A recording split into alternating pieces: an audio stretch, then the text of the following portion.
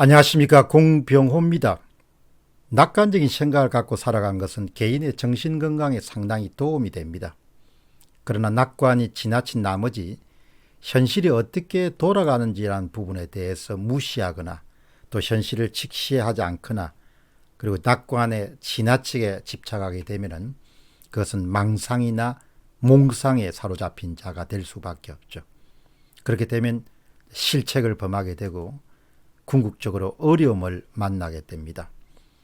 뜻은 높고 원대하게 같더라도 먹고 사는 문제, 특히 경제 문제는 지나치다고 할 정도로 냉혹한 현실주의자가 될 수 있을 때 자신을 보호할 수 있고 가족을 보호할 수 있고 동시에 한 사회가 어려움에 봉착하게 되는 것을 피할 수 있을 것입니다. 오늘 질문 살펴보겠습니다. 민간과 정부의 성장입니다. 지난 8월에 흥미로운 보고서가 발표됐습니다. 한국경제연구원이 펴낸 기업과 가계의 소득과 공적 부담 증가 속도 비교 분석이라는 그런 짧은 보고서입니다. 이 보고서는 우리 경제에서 지난 10여 년 동안 어떤 일이 일어나고 있는지, 현재 일어나고 있는지를 분석한 매우 흥미로운 그런 보고서입니다. 그 보고서의 발견 결과를 여러분들에게 간략하게 소개해 드리도록 하겠습니다. 2010년부터 2018년 사이에 기업의 소득 증가 속도는 연평균 2.1%였다. 반면에 기업의 소득 등에 대한 세금 증가 속도는 연평균 9.0%를 기록하였다. 결과적으로 기업의 세금 증가 속도가 소득 증가 속도보다도 4.3배 정도 빠르게 이루어졌다. 이런 결과를 보고서가 발견했습니다. 두 번째입니다. 2010년부터 2018년 가운데서 우리나라 가계와 기업의 소득 합계가는 2010년도에 1254조 원이었습니다. 2018년도에는 그 액수가 1677조 원으로 연평균 2010년부터 2018년 사이에 3.7% 정도가 증가합니다. 반면에 기업과 가계의 소득에 대한 경상세와 사회부담, 일종의 조세와 준조세 부담에 합한 그런 공적 부담은 2010년도에 203조 원에 불과했습니다. 그런데 그 액수는 2018년도에 381조 원으로 증가합니다. 2010년부터 2018년 사이에 가계와 기업을 합한 부분의 조세와 준조세 부담의 연평균 증가율은 8.2%를 기록했습니다.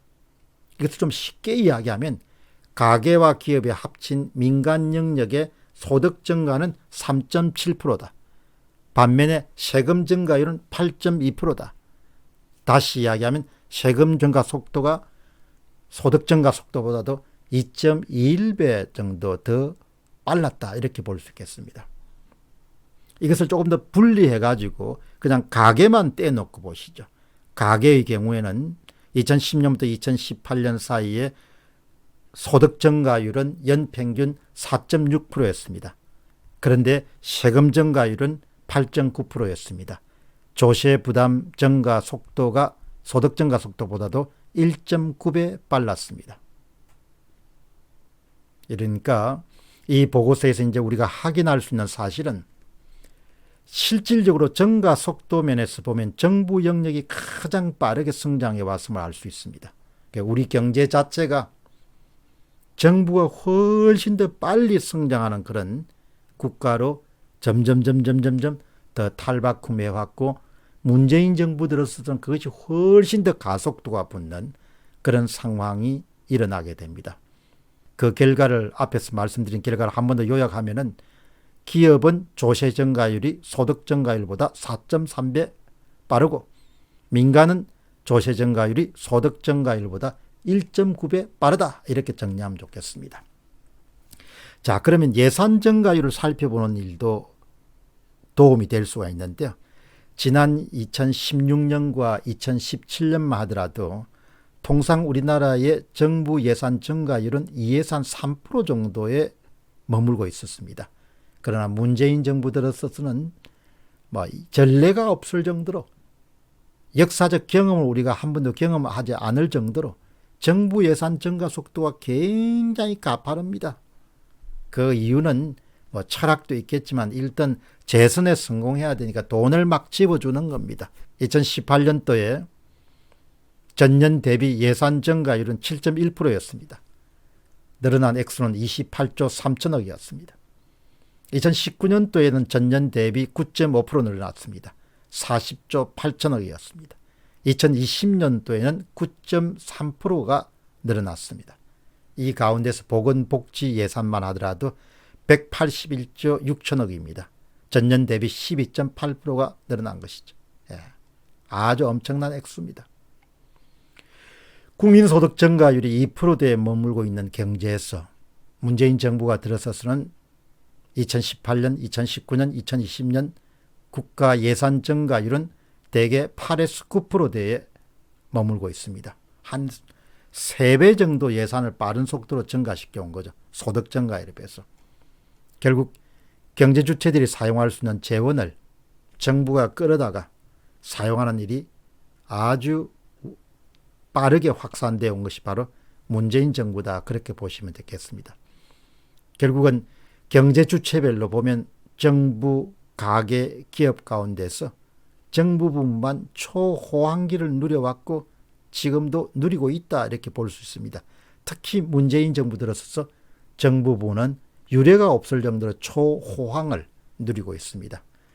처분 가능한 재원이라는 측면에서 보면은 정부는 계속해서 민간의 자원을 가져다가 사용하는 형식으로 계속 모습을 가져왔고, 그것은 우리가 흔히 용어로 표현하면 국가주의가 한국 땅에 깊게 뿌리를 내리고 있다.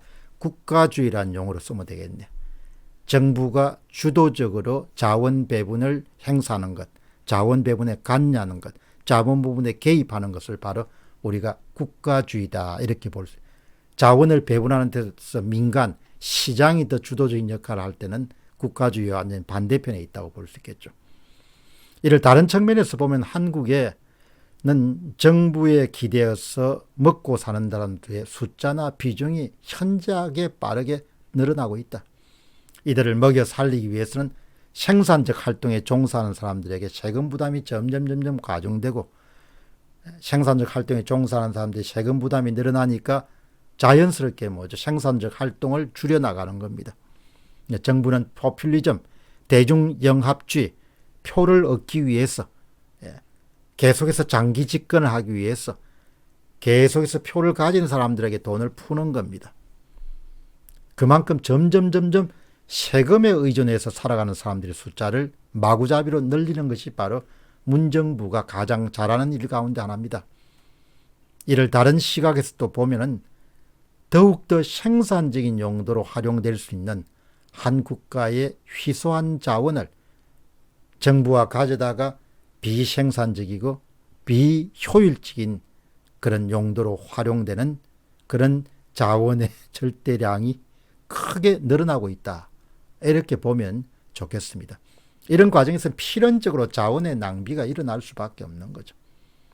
정부 영역의 성장이 가파르게 이루어지는 그런 경제에서는 또 한 가지 뚜렷한 특징이 경제 전체가 정체, 활력이 없어지는 겁니다. 그 다음에 추락, 축소, 위축, 활력이 점점 없어지는 겁니다. 그 통계를 한번 보시죠. 2015년도에 100으로 한번 삼기 바랍니다. 100이라는 것은 일종의 명목임금과 노동생산성 사이의 격차를 100으로 보게 되면은 2015년도에 그 격차가 4.8에 불과했습니다. 그러나 2016년도에는 9.1%입니다. 2017년도에는 9.3%입니다. 2018년도 20.7입니다. 퍼센트지가 아니고 그냥 4.8, 9.1, 9.3, 20.7, 2019년도에는 21.1입니다. 임금 상승률은 빠르게 이루어지는데 그만큼 생산성 상승률이 따르지 못해가지고 그 격차가 벌어지는 거죠. 그만큼 기업들은 경쟁력을 잃어가는 겁니다. 임금은 많이 주는데 그것에 맞춰서 노동생산성의 뒤를 따르지 않으니까. 이것이 바로 정체된 사회의 뚜렷한 특징 가운데 하나다, 이렇게 보시면 좋겠죠. 요약해서 말씀드리겠습니다. 이처럼 한국은 서서히 쇠퇴하는, 쇠락하는 국가의 길을 걷고 있다. 그런 생각을 요즘 자주 하게 됩니다. 결국은 한 국가가 번영의 길로 달려간다는 이야기는 그 국가가 획득한 자원을 가장 생산적인 용도로 가장 효율적으로 사용할 때 그 국가가 번영의 길로 달려갈 수 있죠. 현재처럼 정부 역할을 확대하고 또 정부 역할을 확대하는 것이 가장 좋은 일이다. 이런 정책 노선을 견제하면은 현재의 추세를 벗어날 가능성은 상당히 낮지 않겠느냐. 저는 그렇게 봅니다. 따라서 현재 문재인 정부가 다시 한 번 더 한국을 역동적인 그런 사회, 그리고 좀 더 이렇게 생산적인 사회로 탈바꿈시키기를 원한다면 가장 중요한 부분이 정부 중심의 그런 사고방식이나 이런 부분을 탈피하고 정부 역할을 더욱더 키우는 쪽으로 가는 역할을 포기하고 그 반대 방향, 정부의 영역이나 정부의 규모나 이런 부분을 줄여나가는 쪽으로 방향을 다시 선회하지 않으면, 수정하지 않으면, 고치지 않으면 현재처럼 한국 사회가 계속해서 쇠퇴하는, 쇠락하는 그런 상황을 면할 수 없을 것이다. 저는 그렇게 예상을 합니다. 그 앞에서 봤던 여러 가지 통계치들은 계속 한국이 계속해서 정부 주도의 국가주의에 입각한 그런 나라로 탈바꿈돼 간다. 이런 점을 우려하지 않을 수가 없습니다. 모든 사람들의 바람이라는 것은 좀 더 잘 사는 거니까, 잘 사는 것이라는 것은 한 사회가 갖고 있는 희소한 자원을 더 생산적인 용도로 활용할 때만이 잘 사는 문제를 해결할 수 있을 것이다. 그런 생각을 하게 됩니다. 감사합니다.